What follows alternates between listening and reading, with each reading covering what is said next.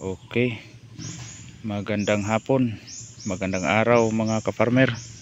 Ngayon, ibabahagi ko na naman sa inyo yung step 3 ng ating pagpiprepare o paglalan preparation ng ating pagtataniman ng pipino. At ngayon mag-a-apply tayo ng potassium humate para papatabain natin yung ating lupa o magiging kondisyon yung lupa natin. Ito yung ginagamit natin mga ka-farmer. Kung hindi potassium humate, kung ano yung kaya nyo bibilhin, kahit anong mga humus dyan, gagamitin nyo. Pwede rin yung sa Tagchem, pwede rin yung Aruga, pwede rin yung Grand Humus, basta humic acid mga ka-farmer. Pero mas ano lang talaga tong potassium humate, parang mas nakakalamang to sa iba. Matataas kasi yung content niya yung humic acid niya nasa 82,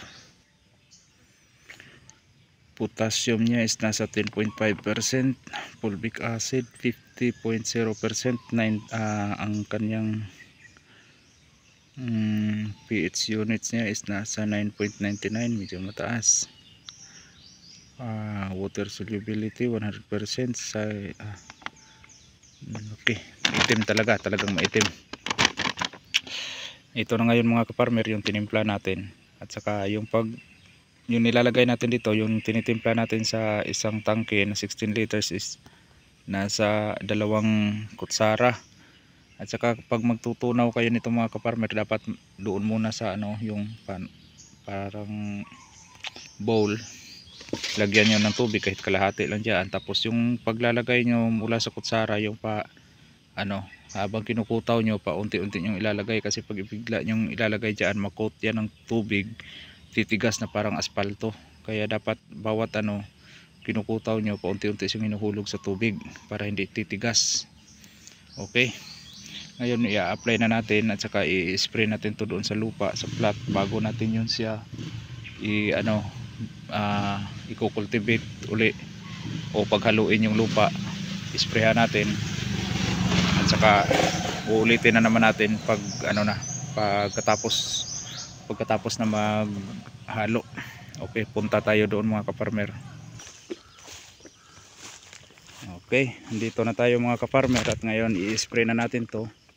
Doon na tayo sa gitna, kasi doon tayo na ubusan kanina, kasi pangalawang tangke na to itong dalawa na to na black, tapos na to. Unang bungkal ito i-spray natin, pagkatapos yung paghaluin na natin tong lupa, spray. Pagkatapos natin ma-pulverize to, spray na naman tayo uli. Okay, ganito tayo kanina, ganun lang dapat, even yung yung pag-spray pantay para tatamaan lahat ng top nito. Pagkatapos pag ma-pulverize na natin, uulitin na naman, spray na naman tayo.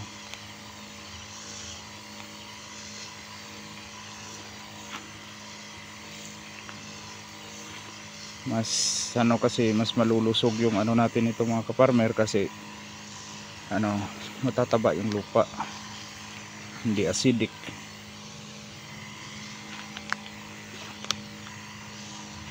Mas maganda kung pagkatapos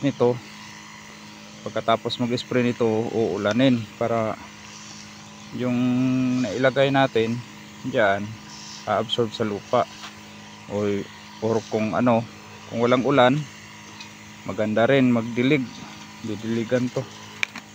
Pagkatapos i-cultivate, i-pulverize. Pagkatapos mag-pulverize, spray na naman tayo bago magtanim. Pwede rin to i-pulverize doon sa dahon pag nandyan na yung tanim mga ka-farmer.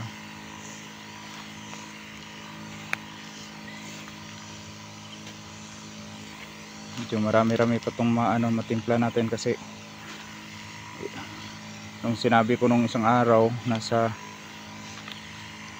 11 na linya to, 12 pala, 12 pala to, pero yung yung tatlo maikli.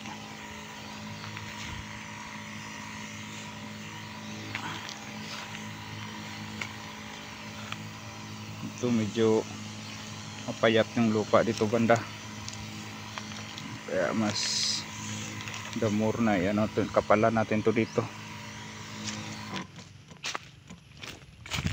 Okay, yan, tapos na yung linya na yan.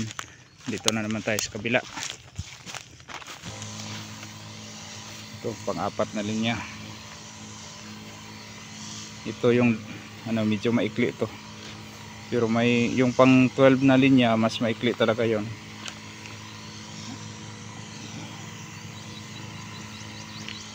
Maliban sa nakapagpahinga ito mga ka-farmer, itong lupa natin,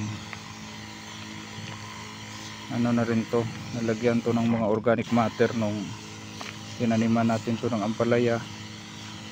So, 2 taon na mahigit, so mas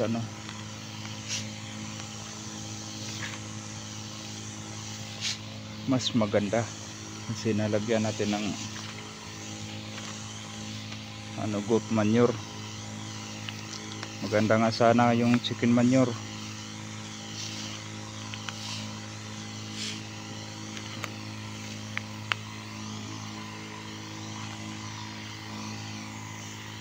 Ito talaga yung pinaka fundamental ng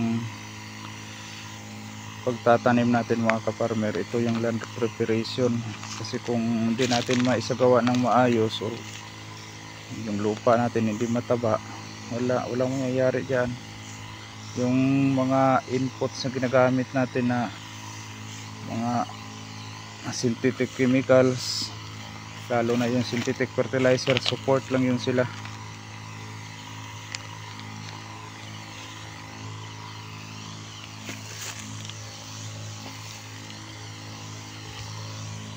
Lupa talaga, magandang quality ng lupa ang pinaka kailangan.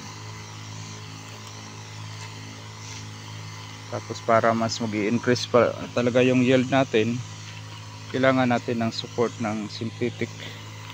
Huwag lang sobra-sobra, kasi pag sobra-sobra na hindi maganda, magkakaroon ng acidity naman yung lupa natin, kasi bawat synthetic chemicals na ginagamit natin,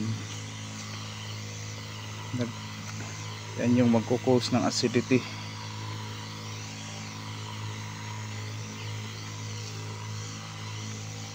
Okay, hanggang dito na lang muna tayo mga ka-farmer. Magpapatuloy ko muna tong pag-a-apply natin. Update ko na lang kayo sa susunod na gagawin natin dito. Sundan nyo lang mga ka-farmer. Okay, hanggang sa susunod, laging tatandaan, magsasakang may alam, maginhawang buhay, ngunit huwag lang ipagmayabang sapagkat Diyos ang nagbigay. Maraming salamat.